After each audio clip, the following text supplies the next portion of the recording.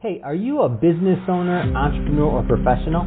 If so, we want you to apply to be a featured guest on our show. My name is Adam Torres, and I host the Mission Matters series of podcasts. I've recorded over 3,000 episodes, and we are just getting started. How do you know if you'd be a good guest to be on the show? Well, only one way to find out, and that's to apply, but I'm going to let you in on a little secret. We want guests that have a story to tell, guests with a brand, a product, or a service that can benefit my audience of listeners. If this sounds like you, go to missionmatters.com and click on Be Our Guest to apply. I'd love to talk to you and get to know more about your story. Again, head on over to missionmatters.com and click on Be Our Guest to apply. All right, now let's get into the show. Hey, I'd like to welcome you to another episode of the Mission Matters Business Podcast, your source for all things podcast. My name is Adam Torres. You can follow me on Instagram at AskAdamTorres. Keep up with my book releases, book tour schedule, signings, all that other good stuff. Always love to connect with you there. And as always, if you'd like to apply to become a co-author of one of my upcoming books, just head on over to the website, missionmatters.com, and click on Be an Author to Apply. All right, so today I have Rachel Cash on the line. She's CEO and founder over at ELROI. Rachel, welcome to the show. Hi, Adam. Thanks for having me. All right, so excited to get into today's topic. So we will talk about privacy impact in 2021 and what people should keep in mind. But before we get started with that, maybe just start off with telling us a little bit more about ELROI, please.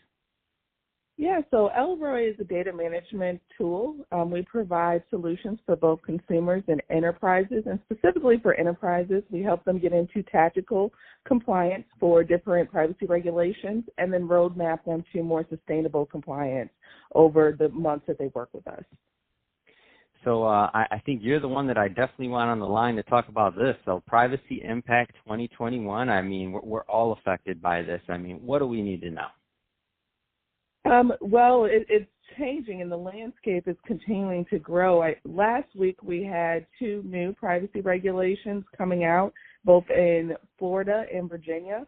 And so our businesses are continuing to be impacted. And additionally, U.S. businesses are impacted by global regulations such as the GDPR. So it's so important and critical for U.S. companies today to really understand their impacts with their growing privacy regulations and specifically be as risk adverse as possible. Now, of course, this is going to change from business to business, and it, depending on the size of the company, the niche, the founders, their history with privacy and privacy laws. But I know working with the amount of clients that you do that you see certain errors or missteps happen time and time again. What are some of those general things that that people maybe don't keep in mind that you're like, as soon as you bring on a new client, you're like, oh, we need to fix this, and this? Yes, I think some of the largest errors are determining if you're in scope specifically, and we'll talk about the CCPA, so the California Consumer Privacy Act. And many companies believe that if you're not located in California, you're not impacted by the regulation. And what the regulations really has a broad scope. If you have over 50,000 customers who may be California residents, you are indeed in scope for the CCPA and can face fines. And additionally, the nuances in the regulations have made it growingly hard to comply. So for one example, the Attorney General out of California has sent out non-compliance letters where many of our organizations have 30 days to get into compliance. So there's a very short timeline. And one of the main reasons they're out of compliance is they haven't provided a mechanism for their consumers to opt out of do not sell or third-party sharing. So your organization sharing data with other parties. And so tell us a little bit more about what businesses should be doing to see if they're in compliance here. Like, is there some type of audit that your team provides, or give us a little bit more? Because I know there's some people listening right now they're probably like, they don't mean to be out of compliance. They're just not quite aware of it because, the average business owner, depending on the size of the business, right, and their team, they're thinking about running the business day to day. They're not thinking about how this next regulation maybe affects me. They didn't even know, like the one you just mentioned, that's pretty recent. Yeah, so that's really what we're doing in our part of our strategic or our tactical compliance. So we have an assessment that we use with our organizations, both for the California Consumer Privacy Act and the GDPR, so the European Union Privacy Act, and we apply some legal standards, so determining the size of revenue in your business, how your data flows, so the geolocation in which your data flows to determine if you're impacted by global regulation, and then doing a really good assessment about your customer base and the data that you are keeping on your organization's premises or through your third-party apps, so your SaaS solutions, your on-prem solutions, and really getting a good scope of how your data is being maintained currently and what is its impact as we move forward in 2021. Talk to us a little bit more about the responsibility of the business order in terms of security and just housing that data, like, and what that looks like, because I don't think that subject gets brought up quite often enough, I'd say. Exactly. So under the growing regulations that we're looking at really four main items that an organization has to maintain, and one of that is impacted your data privacy, or your data breaches. So under the GDPR, organization has to have a really good data inventory and understanding where your data is located.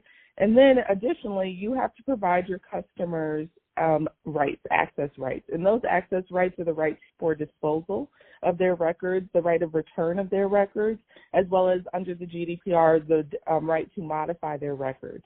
And so in your organization, you have to have that capability to either dispose, return, or modify records within 45 days, which, depending on the complexity of your systems, is a short timeline. And you have to be able to return it back to that customer in a consumable method. So I don't want to oversimplify this, but you did mention, obviously one example of, having 50,000 customers in the state of California now making you, subject to fall under a certain regulation. What size of businesses are typically affected? And I don't mean by one particular regulation. I just mean in general. Like, is a small business owner, is it affected? Do they need to start thinking and planning for this? Do they have to wait till they get a little bit bigger? I mean, give us the feel of who should, how high a priority this should be on the list of maybe different size businesses. And obviously for the enterprise level, that's pretty straightforward, right? Like they have a whole team that should be working on this and maintaining their overall. But I'm more interested in the small business and kind of middle market, if you will. Yeah, so and again, we'll talk more about the CCPA. So for the CCPA, you need to be doing $25 million in revenue. However, there are legal standards or impacts that may count to your smaller businesses. So, for example, if you have data moving over to, or you have customers in the EU, you may potentially be in scope. So, again, it's a legal standard where we would have to look at the complexity of your business. Additionally, if you are collecting or have more than half of your revenue from data aggregation of California consumers, then you would also be in scope for the CCPA. So it really is depending on your business model and what you're doing or transforming that data and how you're selling that data that may bring you in scope quicker. Additionally, again, we're seeing growing regulations across the United States per state, and so each state has a different legal standard. So that's why it's critical to understand where your business is located, as well as what's your consumer base and what is your impact. Because each state, like for example, New York Cyber imposes more regulations for New York customers, but also has regulations related to your security and how you're maintaining your security posture. So it changes depending on size and how you're transforming that data. So I think it's maybe generally understood that New York and California, kind of some of the more stringent just states for some of these things. Are there any other states that just stick out in your mind where you're like, oh, you think about this state, this state, this state? And I know they're all different, by the way, but I just mean in general. So one of the more interesting states that have come out is the Florida regulation and the Virginia regulation. While one doesn't have the private rights or the access rights for consumers, we're still seeing high fines in those states. So the ability for the attorney generals to assess fines to businesses, and it seems like this is going to be the standard going forward. But those really, we're using California and New York as the gold standard. So if you fit within those two, you have mitigated most of your risk. I like how you say that, the gold standard. I'm like, I like your wording better than mine. I'm like, these are the most difficult. You said the gold standard. I appreciate your verbiage way better than mine, Rachel. That's awesome. So that being said, Rachel, if somebody is listening to this and they want to learn more about ELROI, first thing, what's typically a good fit? Like, what types of businesses typically get the most value out of working with you and your team? Is there a particular niche, or is it size of company, revenue? I mean, how does that normally work with working with ELROI? Yeah, so we do have a range. For our businesses, we typically work with businesses that are consumer facing. Most of the times they are retail businesses that have large infrastructures of CRM systems and billing systems and a large backing of customers that they manage their data. Additionally, we've also worked with small banking unions who have multiple compliance standards. So they have regulatory compliance, they have the Bank Secrecy Act. So really businesses that are very consumer facing. And then what's interesting, what we've been seeing is the size hasn't really mattered, specifically because more businesses are taking privacy by design models, and we're seeing privacy being used in their marketing campaigns. And many of our businesses, we watch what's going on in the marketing arena and how we connect with our customers, and using privacy as a methodology to connect with your customers has been performing pretty well. We've seen Apple release privacy campaigns, Privacy Matters, and a lot of our millennials and Gen Zs also have taken privacy in as part of their impact of what they are looking at as their customers.